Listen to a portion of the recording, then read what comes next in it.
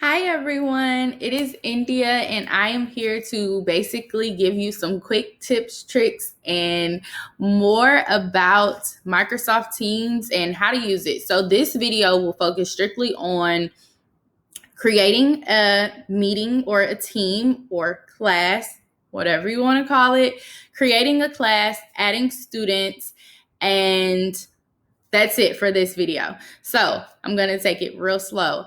Different videos for different things, right?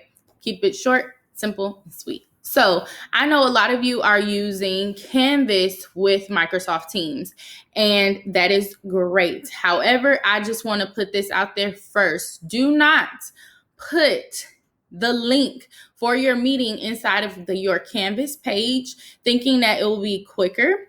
I did, and I was wrong. It is quicker in the sense that students can just go straight to Canvas. They'll be able to see their work. They can have their link there. However, it signs students in as a guest, which then they lose privileges that they normally would have if they normally join under the actual Microsoft Teams app. Now, of course, Microsoft is coming off with different updates daily. So that may change soon, but as of right now, I would not recommend creating a link. And I did that. This is my advisory page. I have an all girls advisory, and it's called Melanin Magic. And so all of these pictures are buttons. Yes, give credit to your artists as well, ladies, before you take their photos too. So that all of the weeks are listed there. And so each week the button will be able, they'll be able to click the button for their work. And so I created one for the link for my team and found out the hard way that it doesn't let them chat. It doesn't let them raise their hand. It doesn't give them the privileges of doing things that they could do if they just log straight on to the Microsoft Teams app. So I'm gonna put that over there. What I want to say is download the app. Download the app, please, because it will make things so much easier for you.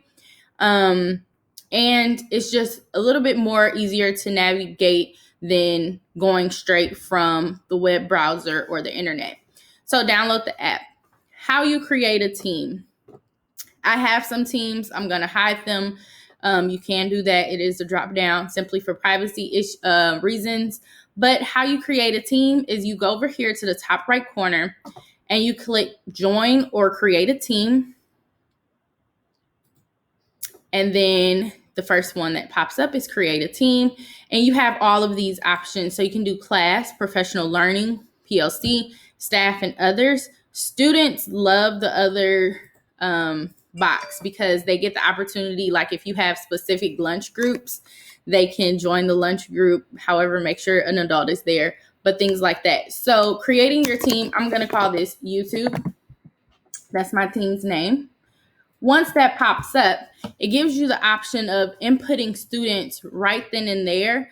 And of course, it's all linked to your email account for your district. So your students should be populated in there. However, if they're not, you can use their email address and it will put them in there. However, you do want to make sure that it's under students and not teachers. Teachers have a little bit more access and a little bit more freedom when it comes to meeting settings than students do. So make sure you're registering students under students and teachers under teachers. So I'm going to actually skip this part because I'm going to show you a different way to actually add students, because students will come later on. We know they transfer in or they get moved around. So another way you can add students to your team is to come over here in your panel and you click the three dots and you can go to manage team or you can go to add member. I like to go to manage team simply because I can view who I already have there. And I also can see, I'm gonna move myself over here.